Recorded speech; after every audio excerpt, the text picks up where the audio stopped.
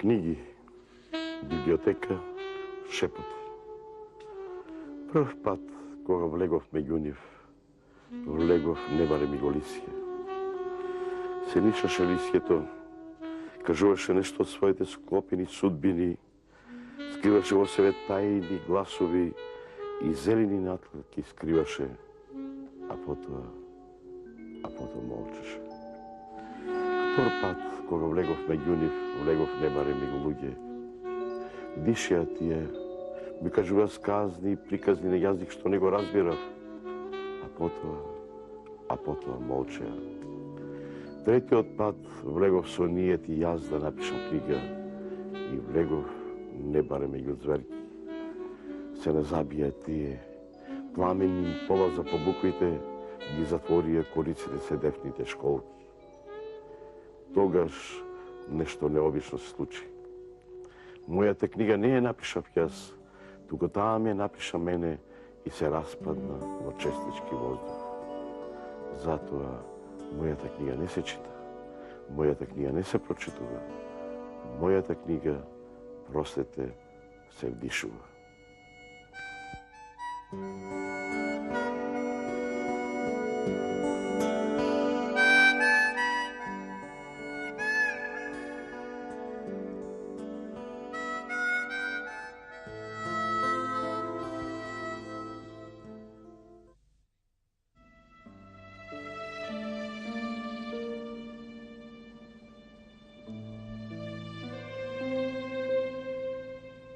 Боли тоа што не постојам.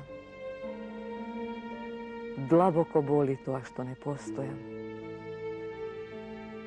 Боли главата што ја немам. Боли болката во таа глава. Боли окото во таа глава што не постои. Боли пустелијата околу таа глава. Боли единствениот патник кој потајно минува низ таа глава, кој запален доаѓа да ми соопшти: оти сосем не постојам. Оти длабоко боли тоа што не постојам.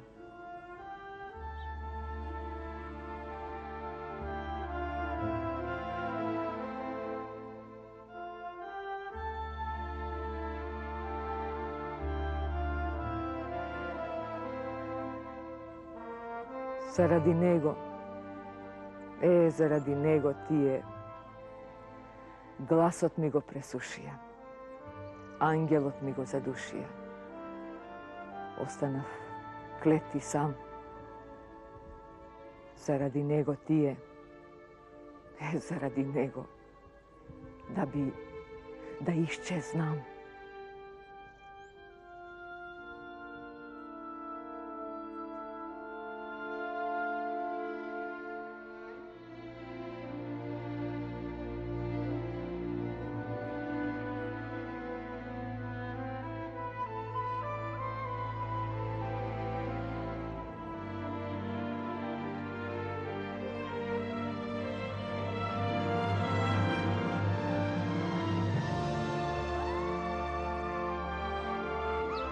Капе в мракот, врела смола.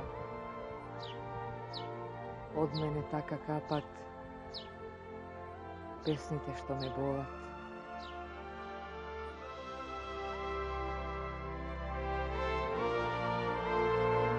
Се будам испотен, прогонен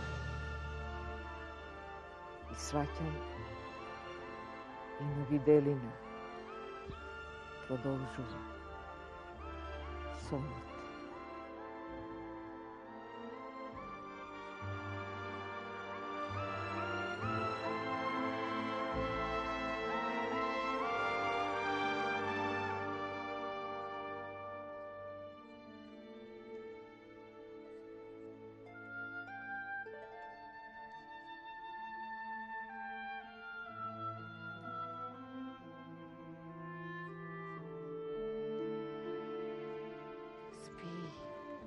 Енкиду, сонувај, Енкиду. По небото шета бикот што те прогонува. Srcето ti je mirno kako zasone cvet i во него Богот на сонцето шета. Во сонот само воздушни божици ти нудат небесно вино и мирта. Ме слушаш ли, Енкиду? Бакарен орел ти ја лови птицата. Морето, градината ти ја поплавува. На лицето ти расне јужно овошје и билје. Ветерот, како зол дух ти шепоти чудни приказни, додека ти го губиш зрното на љубовта и пропаѓаш во шума од болки. Ме слушаш ли, Енкиду? На лицето, како од извор од жива вода подникнува билката на вечноста. Ловците со тажен звук ја довикуваат твојата заскитана душа во мојата сокриена, Енкиду.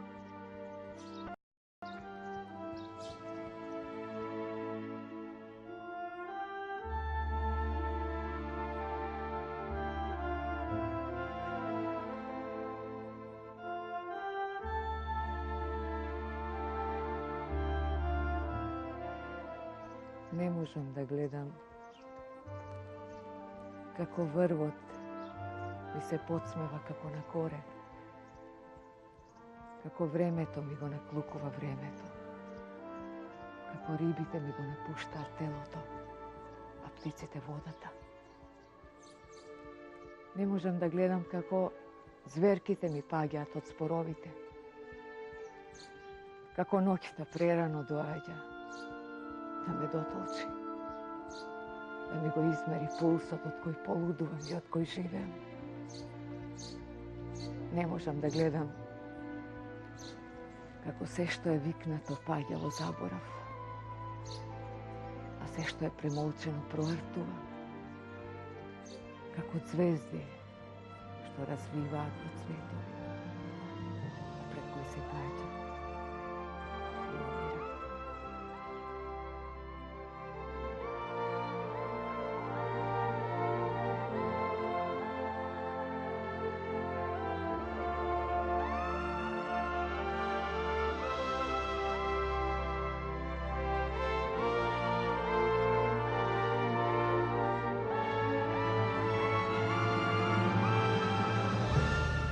Како треба да се почне за да се зборува за поезијата на Михаил Ренџов? Во оваа прилика би се послужила со една негова песна, а тоа е песната "Од болот треба да се почне", што е објавена во неговата една давнешна книга "Каде е од оваа страна". И бидејќи се наоѓав во една голема тешкотија, како што реков заради тој почеток, па јас би ја прочитала оваа песна за да се знае од каде да се почне. Од болот треба да се почне. Од болот треба да се почне, па да се создаде дрво. Од рев ѓаволски и волчи. Од искрата на сонот и на стравот. Од цветот треба да се почне. До коренот и кората. Од првата боја на црнките очни, до првиот здив на умората. Од водата треба да се почне до текот на песната. Од првиот пекол на молчењето, до громот во крвта и месата. Од болот треба да се почне до првиот бол на песната. Сега од кога ја прочитав оваа песна, навистина мислејќи дека ќе ми биде лесно и јас некако да почнам, се наоѓам во ситуација да констатирам дека навистина е многу тешко да се почне, бидејќи оваа една од многуте песни која што има карактер на тестамент. Може да се каже како главна карактеристика за песните на Михаил Ренџов дека секоја песна, колку да се вклопува во некоја целина, таа носи нешто сосема одвоено, нешто што и припаѓа само нејзе, нешто што само таа може да го каже и никоја песна пред тоа и никоја песна после тоа. Така што во секоја негова нова песна тој знае да стави на крајот една таква точка застрашувачка, која што прво мислам дека него самиот тоа го застрашува, а второ го застрашува и оној кој што ја следи неговата поезија. Сите овие 12 книги кои што Михаил Ренџов успеа да ги напише и да ги објави, и конечно со оваа последната, која што јас би ја нарекла 12-тата. Зошто 12-тата? Зошто бројките во поезијата на Михаил Ренџов имаат едно магично и митско значење? Токму заради тоа што тој секогаш знае од каде треба да ја почне песната и како треба да ја заврши, но никогаш не знае која ќе биде последната песна. Во некои интимни кажувања, Ренџов мислеше дека 12-тата книга треба да биде последната книга. Тогаш јас му реков дека секоја твоја напишана песна е последна песна и дека после секоја песна треба да дојдат некои други песни и некои други доживувања. Особено беше тоа карактеристично во времето кога Михаил Ренџов ја напиша онаа фантастична поема Тој, за која што беше овенчан и со наградата Григор Прличев. Прво, таа поема влезе во нашата поезија како нешто многу ново, бидејќи самата таа негираше некои одредници кои што поемата треба да ги содржи. Но Михаил Ренџов, следејќи го својот поетски пат и следејќи го некое свое истражување на сопствената душа и на сопствениот порив, како што би рекол и самиот, тој наметна во литературата еден сосема подруг однос и подруго гледање на тоа како треба да изгледа поема. Така што во тоа исцрпувачко истражување на сопственото поетско битие, тој дојде до некое веројатно можно дно, каде што после тоа веќе нема што да се бара. И во еден таков миг тој требаше да пронајде некои нови сили и некои нови сознанија за да може да дојде до ова, како што вели тој 12-тата книга, тоа е Вечната бесконечната, која што пред известно време беше отпечатена. Зошто ја апострофирам Вечната бесконечната? Затоа што кај секој голем автор доаѓаат мигови на исцедување на сопственото поетско доживување. Михаил Ренџов, после поемата Тој, мислам дека беше или самиот се најде во една таква ситуација. И требаше да се створи некаков поттик, требаше да пронајде нешто што може би и веќе не постоело или за кое што тој самиот мислел дека не постои, да го пронајде тоа и повторно да се пронајде себе како поет во сопствената поезија. Така што оваа 12-тата, за која што тој самиот велеше дека ќе биде последна, мислам дека веќе се поместува таа граница на магијата на бројките, туку ние веројатно ќе дочекаме и некои следни поетски книги од Михаил Ренџов. Исто онака како што неговото појавување во македонската литература дојде со едно големо одрекување. Тоа одрекување беше затоа што Михаил Ренџов граѓански, да речам, не се подготвуваше да стане поет.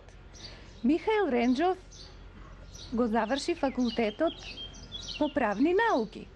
Значи, Михаил Ренџов требал да биде правник или адвокат. Меѓутоа, читајќи ги неговите песни, листајќи ги неговите книги, веднаш се доаѓа до сознание дека ваков човек навистина не може да биде нити правник, нити адвокат, туку може да биде само поет. И мислам дека во некои такви мигови, кога требал да направи еден страшен рез во својот живот, да сврти грб на некакви ветувања кои што може би ги дал, може би на своите родители, да биде правник или да биде адвокат, станува поет, е една голема храброст, во една ситуација кога сите други нешта одат против тоа. Одат против тоа тој да биде поет, но тој ете станува поет. Во едни такви мигови мислам дека голема улога одиграло присуството на нашиот голем македонски поет Ацо Шопов и пријателството кое што Ацо Шопов го покажал према првата книга на Михаил Ренџов. И така, она што на почетокот го наговестуваше во својата поезија Михаил Ренџов, каде што стихот има една наративност, тој полека доаѓаше до елиминација на непотребните зборови. Тој вршеше едно синкопирање во сопствената песна, така што последните негови книги го одразуваат тоа величење на зборот. Величење на зборот. Така што во творештвото на Михаил Ренџов зборот сака да стане песна.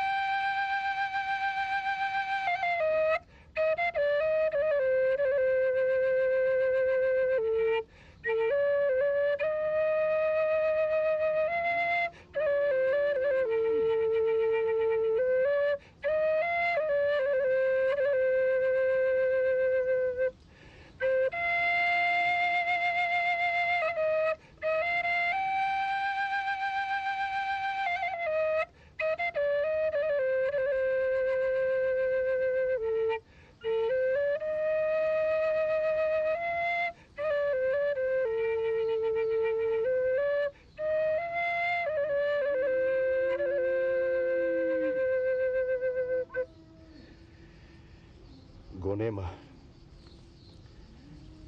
Тогаш кој дише низ окарината?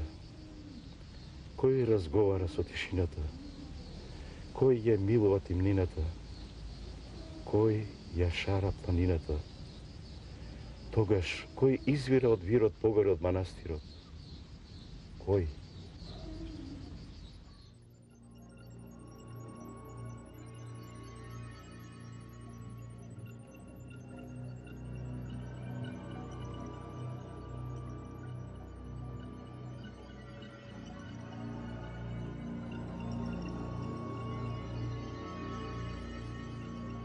Некогаш сонев јас врзнеа, сонев коњи, години во пена, сонев пергамони, еуфрати, свинги, сонев Ханибали и Александри Македонски, сонев свој кукуш и своја кукушија, сонев 1000 непрочитани книги, уште толку не напишани.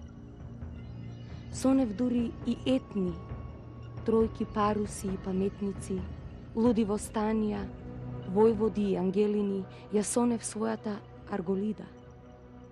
И во неа јас, и на мене сончева глава, и врзнеа ловорки и венец. Сега не сонам јас, салтрева жолта е врз мене.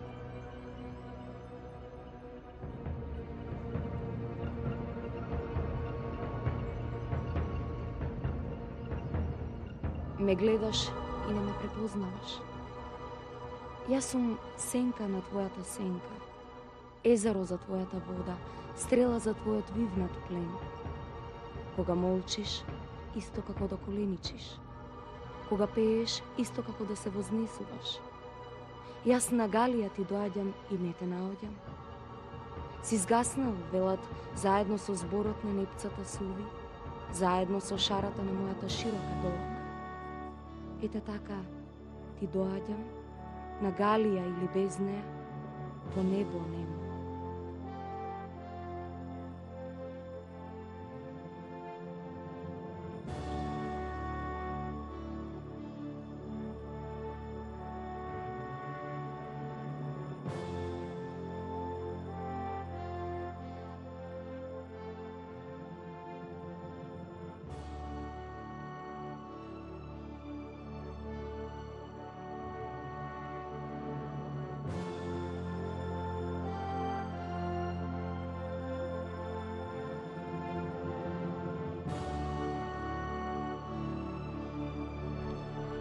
Те замислувам и те ставам во еден збор.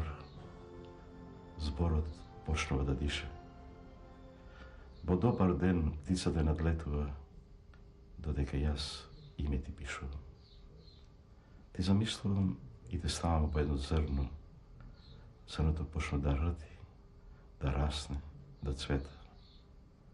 Гледам, трепириш како море, како млечна срна, додека од љубов птиците летаат. Те замислувам и те ставам во една книга. Книгата почнува да дише.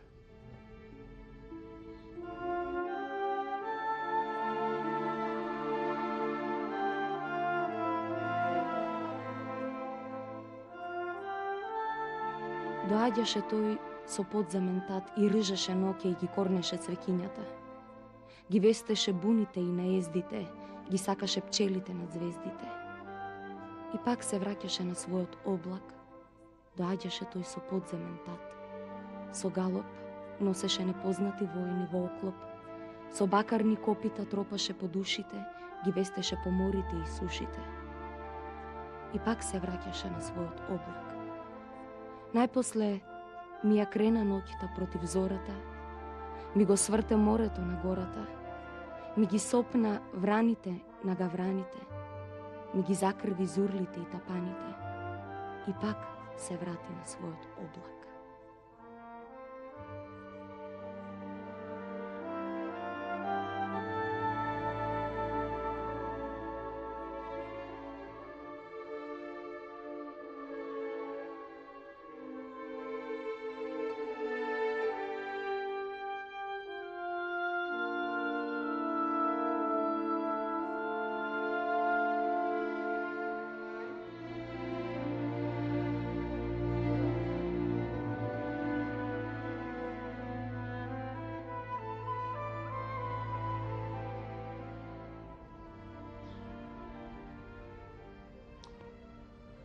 Кога го симнува, плаче.